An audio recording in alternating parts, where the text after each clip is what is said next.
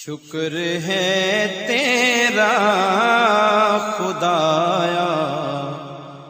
میں تو اس قابل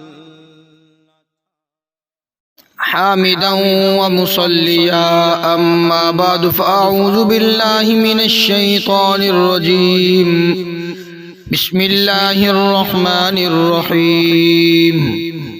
يا أيها الذين آمنوا لا تسألوا عن أشياء إن تبد لكم تسؤكم یا ایھا الذین آمنوا، اے ایمان والو، لا تسألوا عن اشیاء، نہ تم سوال کرو ان اشیاء کے متعلق، ان تبد لکم، اگر ظاہر کر دی جائیں تمہارے لیے، تسؤکم، تو تمہیں بری لگیں، وَإِن تسألوا، اور اگر تم سوال کرو ان کے متعلق، حین ینزل القرآن، جس وقت قرآن پاک نازل کیا جا رہا ہے، تو تبد لکم، تو وہ ظاہر کر دی جائیں گی تمہارے لیے۔ عفا اللہ عنہا، اللہ درگزر کر چکا ہے ان سے، ان سوالات سے۔ واللہ غفور حلیم، اور اللہ غفور بخشنے والی ذات ہے، اور حلیم وہ بردبار ذات ہے، حلیم ذات ہے، حلم والی ذات ہے۔ آقا علیہ الصلوۃ والسلام سے بہت سارے لوگ سوالات کیا کرتے، بعض مرتبہ لا یعنی قسم کے سوالات بھی کر لیتے اور بعض مرتبہ سوال پر سوال کرتے رہتے، تو رب کائنات نے ان چیزوں کے متعلق منع فرما دیا کہ بار بار سوال نہ کرے۔ اب حج کا موقع ہے، آقا علیہ الصلوۃ والسلام سے ایک صاحب نے سوال کیا، یا رسول اللہ صلی اللہ تعالیٰ علیہ وسلم، بتلائیے کہ حج کتنی مرتبہ فرض ہے، ہر سال فرض ہے؟ آقا علیہ الصلوۃ والسلام خاموش رہے۔ اس نے پھر دوسری مرتبہ پوچھا، یا رسول اللہ، حج ہر سال فرض ہے؟ آقا علیہ الصلوۃ والسلام پھر خاموش رہے۔ اس نے تیسری مرتبہ پھر پوچھا، کیا حج ہر سال فرض ہے؟ تو اللہ کے نبی حضور پرنور آقا انعامدار جناب رسول اللہ صلی اللہ تعالیٰ علیہ وسلم نے ارشاد فرمایا کہ اگر میں کہہ دیتا ہاں تو یہ ہر سال فرض ہو جاتا اور تم مشقت کے اندر پڑ جاتے۔ اس لیے جس چیز کو رب کائنات نے اس کی تفصیل بیان نہیں فرمائی، اس کے متعلق خوب بیان نہیں فرمایا، تو آپ خاموش رہیں، بس جو بیان کر دیا گیا ہے اسے سنیں۔ وَلِلَّهِ عَلَى النَّاسِ حِجُّ الْبَيْتِ مَنِ اسْتَطَاعَ إِلَيْهِ سَبِيلًا والی آیت پر اس نے سوال کیا۔ اللہ کریم نے فرمایا نا، استطاعت کے مطابق، جب استطاعت تمہارے پاس ہو تو اس وقت وہ بیت اللہ کا تم حج کرو۔ تو فرمایا، یا ایھا الذین آمنوا، اے ایمان والو، لا تسألوا عن اشیاء، نہ تم سوال کرو ان اشیاء کے متعلق، ان تبد لکم تسؤکم، اگر وہ ظاہر کر دی جائیں تمہارے لیے تو تمہیں بری لگے۔ اگر میں ہاں کہہ دیتا تو تم مشقت کے اندر پڑ جاتے، ہر سال ہر بندے پر ہر سال حج فرض ہو جاتا، تو یہ تو بہت مشقت والی بات تھی۔ وَإِن تسألوا، اور اگر تم سوال کرو گے، حین ینزل القرآن، جس وقت قرآن پاک نازل ہو رہا ہے، قرآن پاک نازل کیا جا رہا ہے، تو تبد لکم، تو وہ چیزیں تمہارے لیے ظاہر کر دی جائیں گی۔ اس لیے تمہیں بچنا چاہیے اس طرح کے سوالات سے۔ عفا اللہ عنہا، اللہ معاف کر چکا ہے جو تم نے پہلے وہ سوالات کیے، جو تم باتیں کرتے رہے، اللہ نے ان کو معاف کر دیا، معاف کر چکا ہے۔ واللہ غفور حلیم، اور اللہ تو بخشنے والی ذات ہے، وہ تو بردبار ذات ہے۔ قد سألها قوم من قبلکم، تحقیق سوال کیا قوم نے، من قبلکم، تم سے پہلے جو قومیں تھیں، امتیں تھیں، انہوں نے بھی اپنے انبیاء سے سوال کیا۔ پھر انبیاء علیہ الصلوۃ والتسلیمات نے جب اس کا جواب دے دیا تو ثم اصبحوا بہا کافرین، پھر وہ لوگ انکار کرنے والے ہو گئے، پھر ان لوگوں نے انکار کر دیا اس کا۔ معجزات کا مطالبہ کیا، جب معجزات انبیاء علیہ الصلوۃ والتسلیمات نے ان کے مطالبے کے مطابق انہیں دکھا دیے تو پھر وہ لوگ منکر ہو گئے۔ تو اس لیے فرمایا کہ تم ان لوگوں کے ساتھ اپنے آپ کی مشابہت نہ رکھو، تم ایسے سوالات نہ کرو کہ اگر وہ تمہارے لیے وہ بیان کر دی جائیں، یہ تمہارے لیے ظاہر کر دی جائیں تو وہ تمہیں بری لگیں وہ چیزیں۔ ما جعل اللہ من بحیرۃ ولا صائبۃ ولا وسیلۃ ولا حام ولکن الذین کفروا یفترون علی اللہ الکذب، نہیں بنایا اللہ تعالیٰ نے من بحیرہ ولا صائبہ، اور نہ ہی صائبہ، ولا وسیلہ، نہ ہی وسیلہ، ولا حام، اور نہ ہی حام، ولکن الذین کفروا یفترون علی اللہ الکذب، لیکن وہ لوگ کافروا، جو کافر ہیں، یفترون علی اللہ الکذب، وہ باندھتے ہیں اللہ پر جھوٹ، اللہ پر جھوٹ بولتے ہیں۔ پچھلے رکوع کے اندر رب کائنات نے چند چیزوں کو بیان فرمایا۔ جعل اللہ الکعبۃ البیت الحرام قیاما للناس والشہر الحرام والہدی والقلائد، کہ یہ اللہ کریم جل شانہ نے جو بنا رکھی ہیں یہ شعائر ہیں، ان پر عمل کرنا ضروری ہے۔ بیت اللہ کا حج کرنا، اور بیت اللہ کو رب کائنات نے قیاما للناس، لوگوں کے قیام کے لیے بنایا، اور یہ اللہ کریم جل شانہ کی وہ مقرر شدہ ہے۔ اسی طرح والشہر الحرام، اشہر حرم، والہدی قربانی کا جانور، والقلائد اور پٹا لٹکا ہوا وہ جانور جو قربانی والا جانور ہوتا ہے، یہ ساری کی ساری یہ شعائر اللہ ہے، تو یہ رب کائنات کی مقرر کرتے ہیں۔ لیکن یہ جو چیزیں ہیں من بحیرہ ولا صائبہ ولا وسیلہ ولا حام، اور یہ ان لوگوں کی مقرر کرتے ہیں، یہ اللہ نے مقرر نہیں کی۔ بحیرہ کہا جاتا ہے وہ جانور جس کا دودھ بتوں کے نام پر وقف کر دیا جاتا ہے، بس یہ اسی کے لیے وقف ہے، بتوں کے نام پر۔ اور صائبہ وہ جانور کہ جو بتوں کے نام پر، اسے بھی بتوں کے نام پر وقف کیا جاتا ہے صائبہ۔ صائبہ اس جانور کو کہا جاتا ہے کہ جو بتوں کے نام پر چھوڑ دیا جاتا ہے، وہ فصلوں کے اندر جائے، درخت کاٹے، درخت کھائے، فصلیں کھائے، تباہ کرے، جو مرضی کرے، اسے کچھ نہیں کہنا، اس جانور کو کہا جاتا ہے صائبہ۔ جیسے ہمارے یہاں بھی بعض مرتبہ وہ اس طرح کے شہروں کے اندر وہ جانور پھر رہے ہوتے ہیں، پوچھا جاتا ہے بھائی یہ کہ یہ ان کو باندھو، کہتے ہیں جی فلاں پیر کے نام کے چھوڑے ہوئے ہیں۔ تو یہ ولا صائبہ، صائبہ بتوں کے نام پر جو جانور چھوڑ دیے جاتے تھے۔ اس کے بعد فرمایا کہ ولا وسیلہ ولا حام، وسیلہ اس اونٹنی کو کہا جاتا ہے کہ جو مسلسل مادہ بچے جنے، جو نر بچہ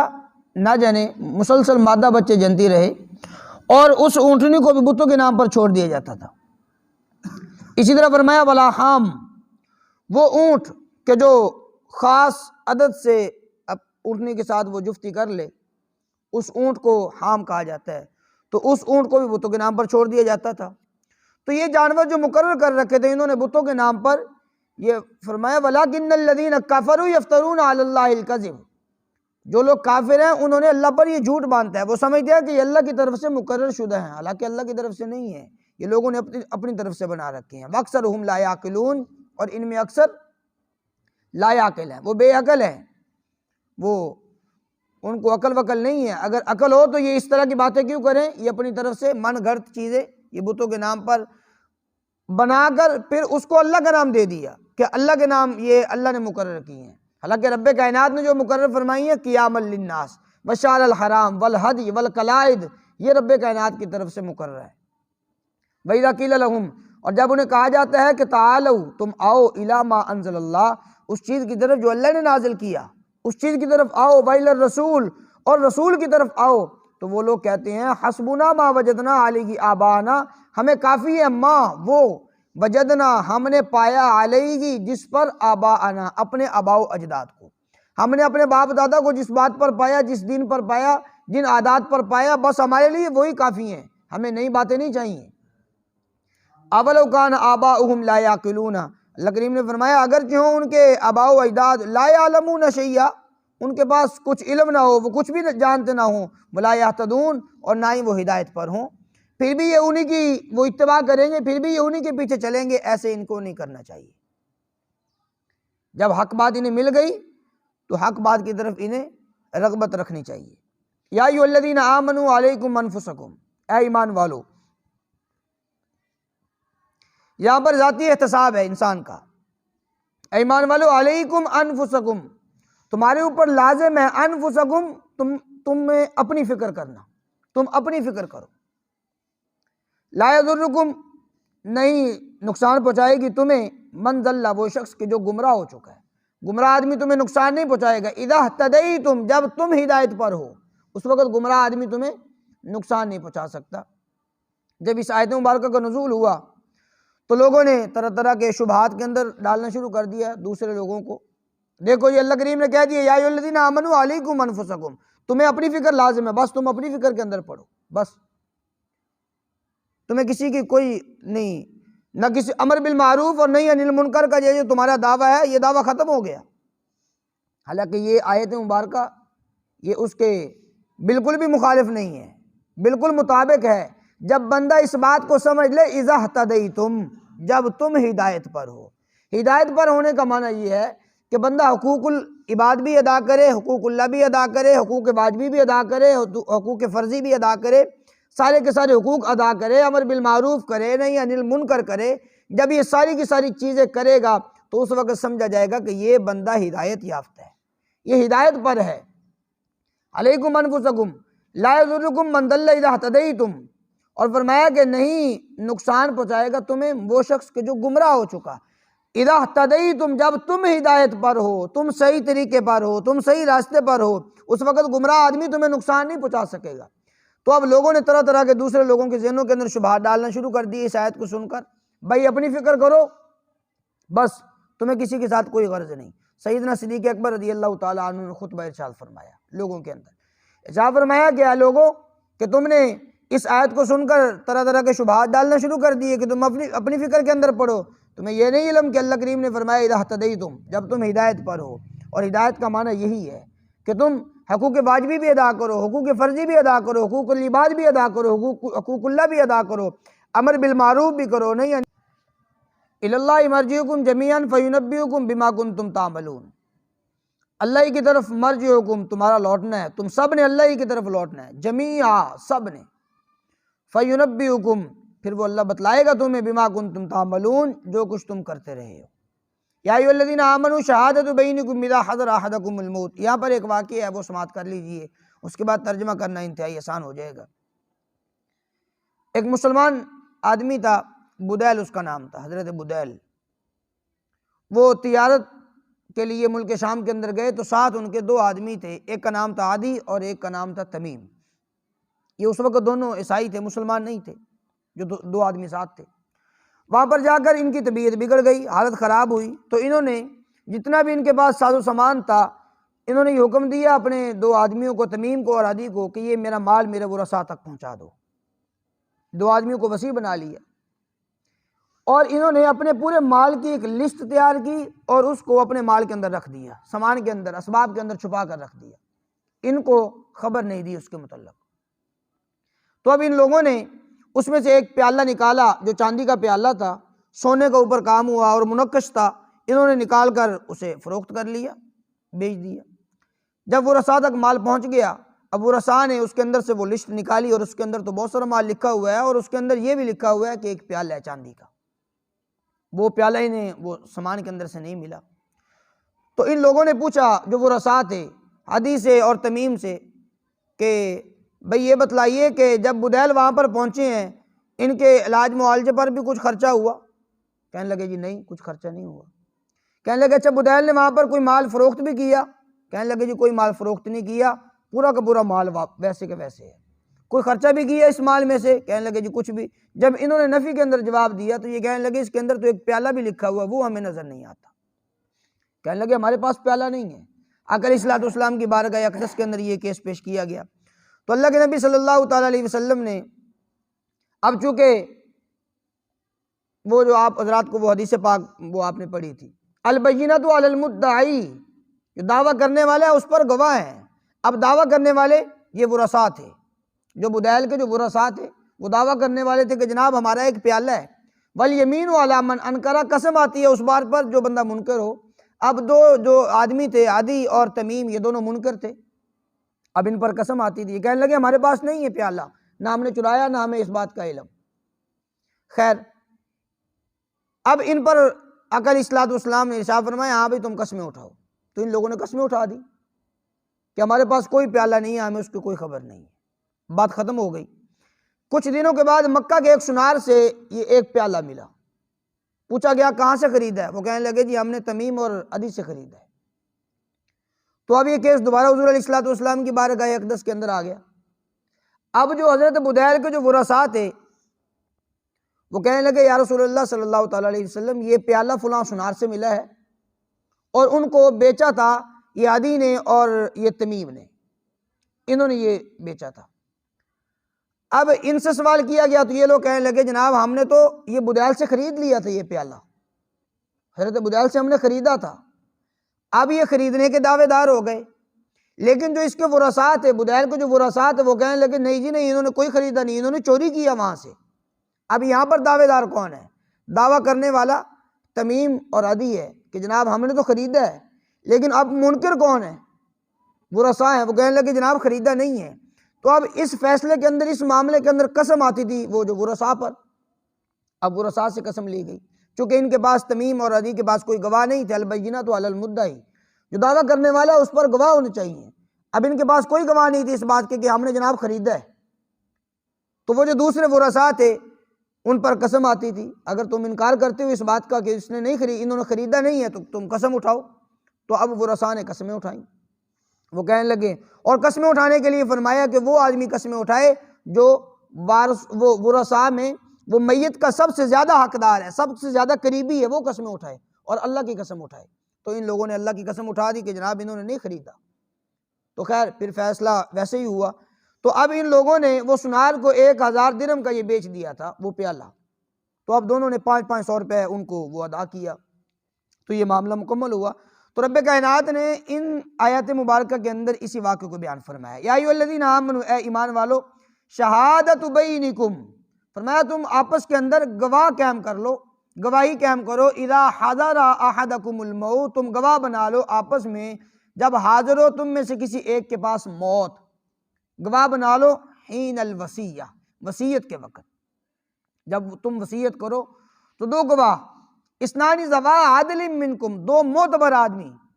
وصی مقرر کرو، دو معتبر آدمی گواہ مقرر کرو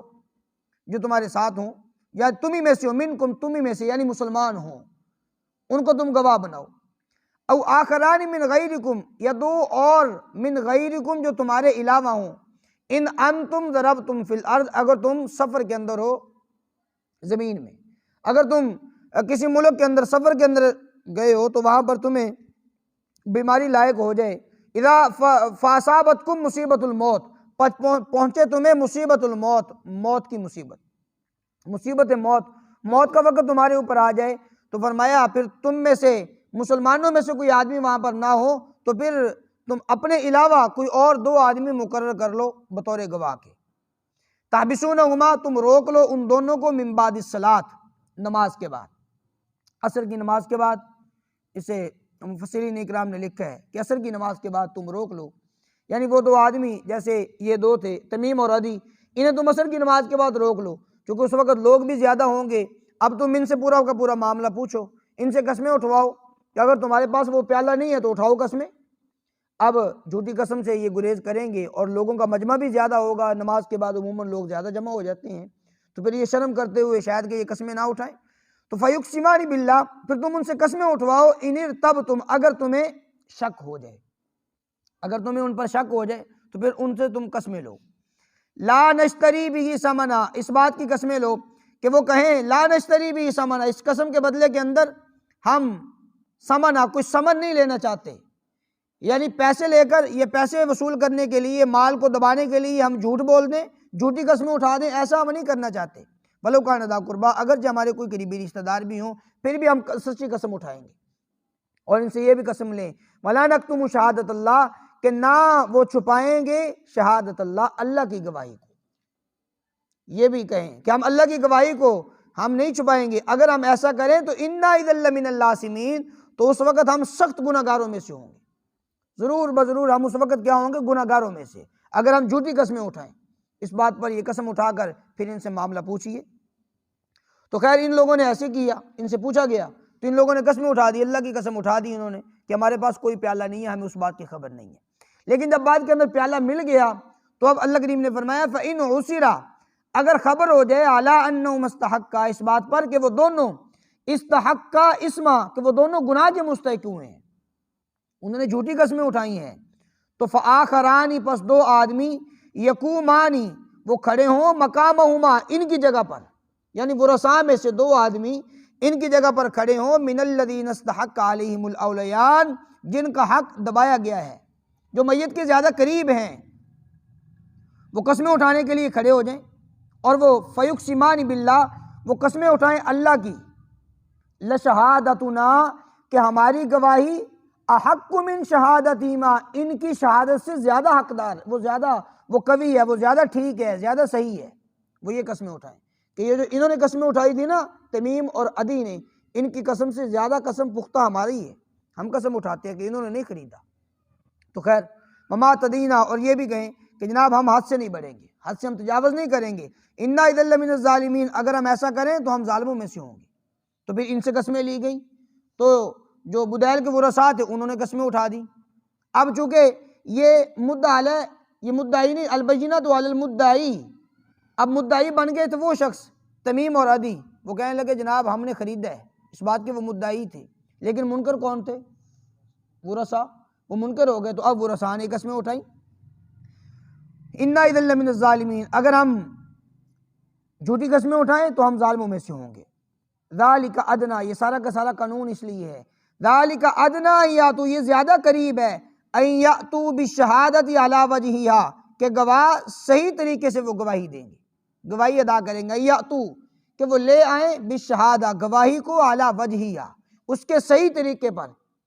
تاکہ وہ صحیح طریقے پر گواہی لے کر آئیں، او یخافو، یا وہ ڈریں اس بات سے کہ ان ترد ایمان بعد ایمانہم، کہ ان کی قسموں کے بعد قسموں کو ورثاء کی طرف لوٹا دیا جائے گا، وہ اس بات سے خوف کریں کہ ہماری قسموں کے بعد ورثاء کی طرف قسمیں لوٹ جائیں گی۔ واتقوا اللہ، اللہ سے ڈرتے رہو، واسمعوا، اور سنو، احکامات کو سنو، واللہ لا یہدی القوم الفاسقین، بے شک اللہ نہیں ہدایت دیتا القوم الفاسقین، فاسق قوم کو، جو فسق و فجور کے اندر پڑنے والی قوم ہے، نافرمان قوم ہے، اللہ اسے ہدایت نہیں عطا فرماتا۔